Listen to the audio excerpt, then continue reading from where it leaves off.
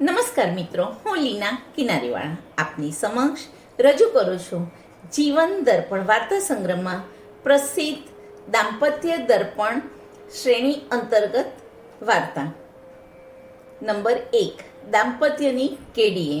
લેખક શ્રી નિખિલ કિનારીવાળા, અમદાવાદ. સંપાદક નિર્મોહી પ્રકાશન, અંકિત ચૌધરી, શિવ. સહસંપાદક કૌશિક શાહ. વિડિયો સંકલન કૌશિક શાહ, બોસ્ટન, USA. તો ચાલો મિત્રો સાંભળીએ વાર્તા દાંપત્યની કેડીએ. અનિકેત આજે ઓફિસથી ઝડપથી બધું કામ સમેટી સમયસર ઘરે જવા નીકળી ગયો. સાંજે પત્ની રૂપાને ફોન કરીને જણાવી દીધું હતું કે આજે રાત્રે તેઓ બંને રેસ્ટોરન્ટમાં ખાઈ લેશે અને મૂવી જોવા જશે. 4 વર્ષના નાનકડા પુત્ર મલયને પપ્પા મમ્મી પાસે મૂકીને જવાનું સૂચન કર્યું. રૂપાને પણ ઓફિસથી સમયસર ઘરે આવી જવા જણાવ્યું. અનિકેતે મૂવીની મલ્ટીપ્લેક્સની ટિકિટ પહેલાં જ બુક કરાવી લીધી હતી. રૂપાએ ફોન ઉપર અનિકેતને માત્ર ટૂંકાણમાં હા, ના હુંકારથી જવાબ આપ્યો. અનિકેતે તો જણાવી દીધું, પરંતુ બીજી તરફ રૂપાના મગજમાં પણ કેટલાય જાતના વિચારો દોડવા લાગ્યા. રૂપા મનમાં ને મનમાં વિચારવા લાગી, અનિકેત તો બધું બોલી દેવું છે, તેને ઘરનો ક્યાં કોઈ વિચાર આવે છે? ઓફિસેથી થાકીને ઘરે ગયા પછી મારે શું શું કરવાનું છે તેનો ક્યારેય વિચાર કરે છે? ઘરે પપ્પા મમ્મી પણ છે, તેમની રસોઈ બનાવવી, મલયને ખવડાવવું, મલયની મૂવીમાં સાથે નહીં આવવા માટે સમજાવી પટાવી તૈયાર કરો, તેને માટે બીજા દિવસે સવારે સ્કૂલ જવા સ્કૂલ બેગ તૈયાર કરવી. આ બધા કામ નથી તો શું છે? હું તેની જેમ ઓફિસેથી આવી ફ્રેશ થઈને તરત ચાલ મૂવી જોવા જઈએ એવું તો ન કહી શકું ને. વાત તો જુઓ, હજુ 2 દિવસ પહેલાં જ તો અમારે બંને વચ્ચે ઘણી સંવેદનશીલ બાબતો ઉપર ચર્ચા થઈ છે. સામસામા દોષારોપણ થયા છે અને આજે જાણે કંઈ બન્યો જ ન હોય તે મને ખુશ કરવા માટે રેસ્ટોરન્ટમાં જમવાનું અને મૂવી લઈ જવાનું નક્કી કર્યું. પણ હું તેને ના પણ નથી પાડી શકતી ને. અનિકેત એનું ધાર્યું કરીને જ જંપે છે. અનિકેત અને રૂપા બંને ઉચ્ચ શિક્ષણ ધરાવતા, હોશિયાર, સમજુ, કુટુંબ પ્રેમી, પ્રેમાળ અને સંવેદનશીલ પતિ પત્ની છે.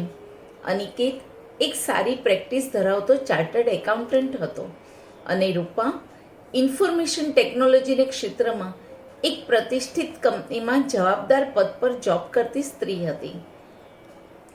બંને શાળામાં સાથે અભ્યાસ કરતા હતા. નાનપણથી જ તેઓ એકબીજાના સંપર્કમાં હતા.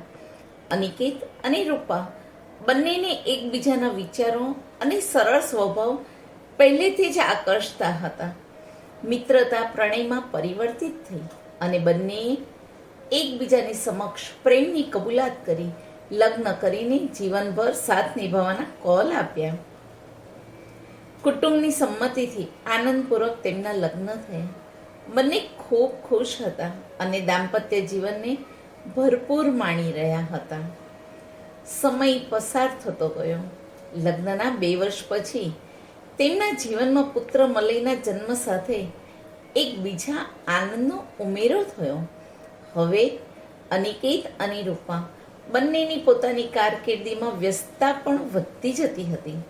અનિકેત અને રૂપા બંને કારકિર્દીના ભારણમાં અને કૌટુંબિક જવાબદારીઓ નિભાવવાની પ્રક્રિયામાં એકબીજા પ્રત્યે પોતપોતાની લાગણી અને સંવેદનાઓનું નિદર્શન કરવામાં કાચા પડવા લાગ્યા. અજાણતા જ બંને વચ્ચે અસંતોષની ખાઈ વધવા લાગી. અસંતોષ ધીમે ધીમે વિખવાદનું સ્વરૂપ લેવા લાગ્યો. હજુ 2 દિવસ પહેલા નાનકડી વાતમાં અનિકેત અને રૂપા બંને એકબીજા સામે પોતપોતાની ફરિયાદોનો પટારો ખોલીને બેસી ગયા. રૂપાનું કહેવું હતું કે અનિકેત, તું બદલાઈ ગયો છે. તારી વ્યસ્તતામાં તને મારા તથા મલય માટે સમય જ નથી. હું મારી કારકિર્દીમાં પૂરો સમય આપી શકતી નથી, કારણ મારામાંથી ઘરની અને મલયની જવાબદારી છે. તું મને ઘરના કામમાં કોઈ મદદ કરતો નથી અને મારી ચિંતા પણ કરતો નથી. તું સવારથી ઓફિસ નીકળી જાય છે અને રાત્રે મોડો ઘરે આવે છે. આમાં તારી પાસે અમારે માટે સમય જ ક્યાં છે? મલય બિચારો પપ્પા પપ્પા કરતો સૂઈ જાય છે. શું મલયને પ્રેમ આપવાની જવાબદારી ફક્ત મારી છે? લગ્ન પહેલા તારા વાણી અને વર્તનમાં ઝળકતો મારા પ્રત્યેનો પ્રેમ, લાગણી અને સંવેદના સાવ અદૃશ્ય થઈ ગયા છે. અનિકેતનું કહેવું હતું, જો રૂપા, તું આટલી સમજો થઈને આવી વાત કરે છે, તારો અને કુટુંબનો સહયોગ છે, ત્યારે જ તો હું મારી કારકિર્દીમાં આટલી પ્રગતિ કરી શક્યો છું. તો પપ્પા મમ્મીનું અને મલયનું એટલું ધ્યાન રાખે છે, તેથી જ તો હું નિશ્ચિત છું. હું આ બધું આપણા માટે તો કરું છું. રૂપાનું કહેવું હતું કે મને મારો પહેલાંનો અનિકેત જોઈએ છે, જે લાગણી અને સંવેદનાઓથી ભરપૂર હતો અને મને અઢળક પ્રેમ કરતો. હું કોઈ રોબોટ કે મશીન નથી કે સવારથી ઉઠીને ઘરનું કામ કરું, સૌની સંભાળ રાખું અને મારી કારકિર્દી પણ સંભાળું. મને પણ તારા તરફથી પ્રેમ અને હૂંફની જરૂર હોય છે. આપણે બંને મળીને આપણા દાંપત્ય જીવનનો રથ ચલાવીશું, તો જ સવારી આનંદમય રહેશે. એક પૈડા પર દાંપત્ય જીવનનો રથ ક્યારેય ચાલી ન શકે. આગળ જતાં તે ખોટકાઈ જશે. વધુ તો તું ઘણો સમજદાર છે. એકબીજાને ખુશ રાખવાની જવાબદારી આપણી બંનેની છે, માત્ર મારી કે માત્ર તારી નથી. અનિકેત ક્ષણભર મૌન થઈ ગયો. તે રાત્રે અનિકેત વિચારમાં ડૂબી ગયો.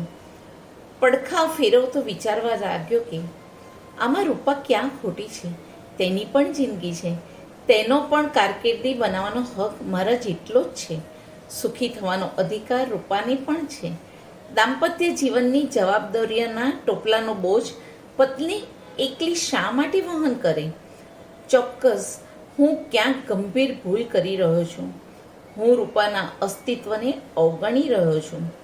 તેને મારા સાથની, હૂંફની, પ્રેમની અને સહયોગની જરૂર છે. અરે રે, હું આટલો સ્વાર્થી શી રીતે બની ગયો? અનિકેતે મનમાં ગાંઠ વાળી લીધી કે બસ, હવે રૂપાના જીવનમાં ફરીથી રંગ ભરવાની જવાબદારી મારી છે. મારી કારકિર્દી કે વ્યસ્તતા હવે રૂપા અને મલય પ્રત્યેની મારી જવાબદારી પૂરી કરવામાં ક્યારેય વચ્ચે નહીં આવે.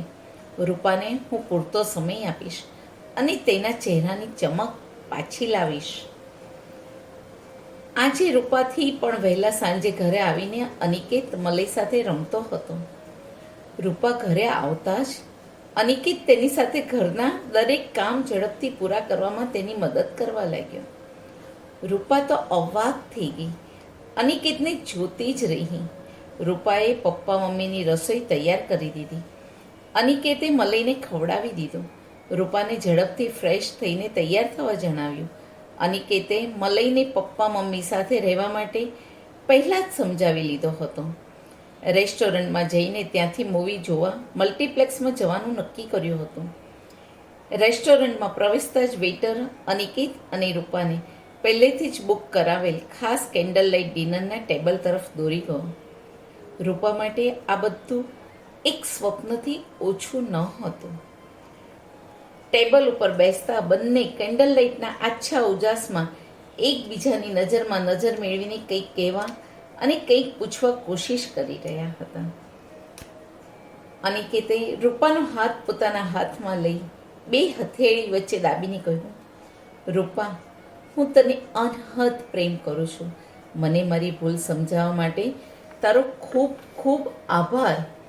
આપણા દાંપત્ય જીવનની સફરમાં મારે તારી સાથે જ ચાલવાનું હોય, પરંતુ મેં સફળતાની દોડમાં તને એકલી છોડી દીધી એ સમજ્યા વગર કે દાંપત્ય જીવનની જવાબદારીઓ પતિ અને પત્નીની સહિયારી હોય છે. તારી કારકિર્દી અને તારા જીવનને મઢારવાનો તને પણ મારા જેટલો જ અધિકાર છે. આજથી હું તને ખાતરી આપું છું કે તને પૂરો સમય આપીશ અને ફરિયાદનો કોઈ અવસર નહીં આપું. દરેક કાર્યમાં હંમેશા તારી પડખે રહીશ. આપણે બંને ફરીથી અપાર સ્નેહ અને લાગણીથી એકબીજાને ભીંજવતા રહીશું. રૂપાની આંખોમાંથી દળ દળ હર્ષના આંસુ ટપકવા લાગ્યા. એકી ટસે ટગર ટગર અનિકેત સામે જોતી રહી. આજે તેનો અનિકેત એને પાછો મળ્યો હતો. બંને દાંપત્ય જીવનની સુખમય કેડી પકડીને પ્રસ્થાન કરી ગયા. અસ્તુ. લેખક શ્રી નિખિલ કિનારીવાળા, અમદાવાદ.